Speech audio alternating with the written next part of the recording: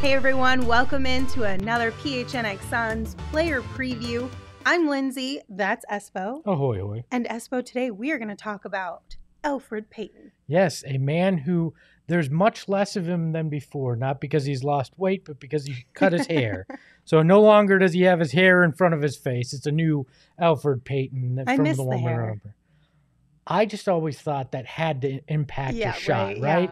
It's like having a defender's Playing with a hand in hat front of on your or something in front of too. your face. Like it was always weird to me. It definitely didn't seem like the smartest choice for the profession that he chose. Yes. But I did like the look. I was here The for look was great. Like I had no problem with the look. I just thought for the game of basketball, it wasn't ideal. Yes, facts. All right, well, Elfrid Payton is back for his second stint here in Phoenix, and let's take a little look as to how this circle kind of happened. So he was in Phoenix, then he went to the Pelicans, played there for a year, Knicks for 2 years. Now he's back with the Phoenix Suns, and in that time, he got a lot more experience than what he was able to get here in Phoenix, and he finally will have some better understanding of the league and what it takes to perform in his role at an elite level. Yeah, since he's been gone, he kind of, I don't want to say grew up, because that's not fair to a guy. He came in here and performed admirably considering the situation. Right. And there was some talk, some people thought, oh, maybe you bring him back. Maybe he's a guy that could be that second, third point guard during a time where the Suns lacked point guards in general. They needed a first. they needed any. Not at first, the second, or third. They needed any at that point. But what Elfrid has done is I think he's kind of figured out who he is in this league. In New Orleans, he averaged 10 points, 5.6 assists, 4.3 rebounds. In the 2018-19 season, from 2019 through 2021 last season in New York, the 2 years there, 10.1 points, 4.9 assists, 4 rebounds. But what he did was he limited his turnovers, right? Last season, he had a career low 4.6. That would be terrible. 1.6 turnovers per game in New York. And that was while he was starting for a lot of the time in New York. So he seems like a guy who's kind of just figured it out. And in the Suns situation in New York, pressure. You got to be the starting point guard for a lot of that year in New York. He's coming to Phoenix, and he gets to be the third guy, right, behind CP3 campaign, and then he gets that less pressure, but I think he can have more of an impact because we've talked about it. CP3 is likely going to sit this year, right? Hopefully. I mean, so he's rested in the playoffs, and he's a guy who's had a history of injuries. So that would move campaign up into that starting role while CP3's out. And then Elfrid Payton gives you a guy who's experienced both coming off the bench and starting in that third spot. I like it. I think this was one of those chess moves that James Jones made, full well knowing some of the challenges that may face them trying to repeat as Western Conference champions. And I think Elfrid adds a nice dimension to it. I agree. And I think Elfrid is going to come into this situation with an understanding of what his role is ahead of time. And that, I think, is going to be huge for him to know and accept the role that he is playing on this team. Because if you have players who second, third option down the line who are bought into the role that they play on a team, you're going to find more team success.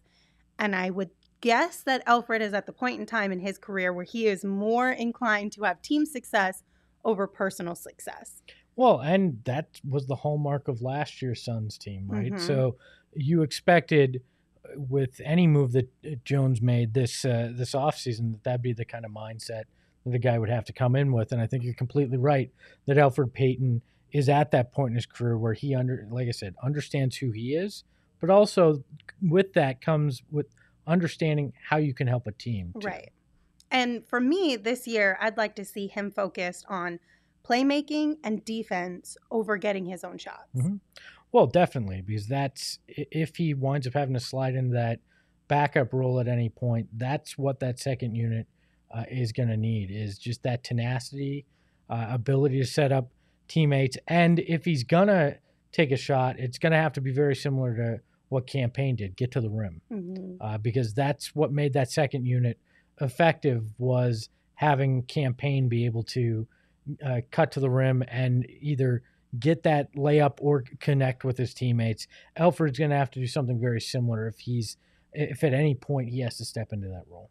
Well, we were lucky enough. Our very own Gerald Bourguet was able to get an exclusive one-on-one interview with Elfrid Payton recently, and here's a sneak peek at that.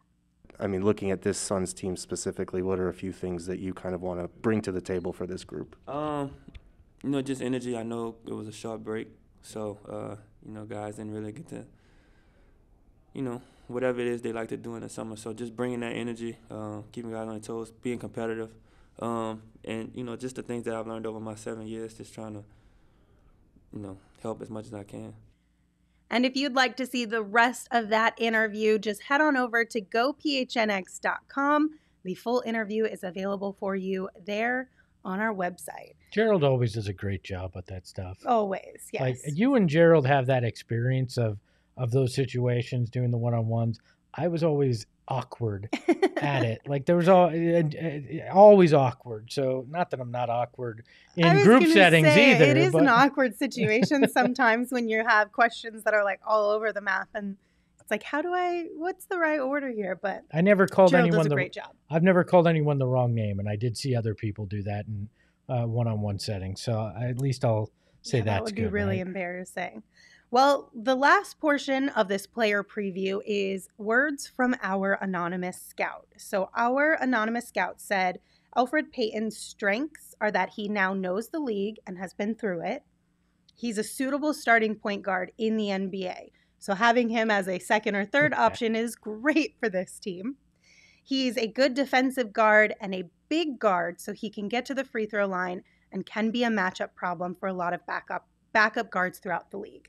It'll be interesting too to see, based on that assessment, if we ever see any lineups where he and Campaign are playing together, or he and Landry Shamet get some time together, because it adds a dynamic option when you have a bigger guard like that, but that can handle the ball.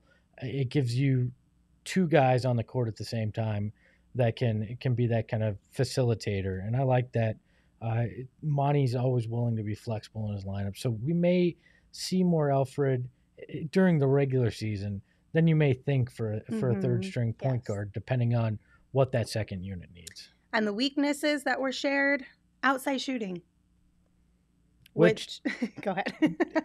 In today's NBA is usually a red flag, I'd say. Yes, you would want that out of a point guard on your team. But again, going back to focusing on defense and playmaking, if those are his two key focuses here, limiting the outside shots that he does take, then maybe we'll find a sweet spot there. Yeah, and I'm all right if it says outside shooting. If shooting were the negative, then I have a bigger problem. That means, in an offense that's used to guys shooting some mid-range and getting to the hoop, that he can do that, which is all right when you consider that's where a lot of the Suns team's bread and butter is. Exactly. Well, that's your player preview on Elfrid Payton.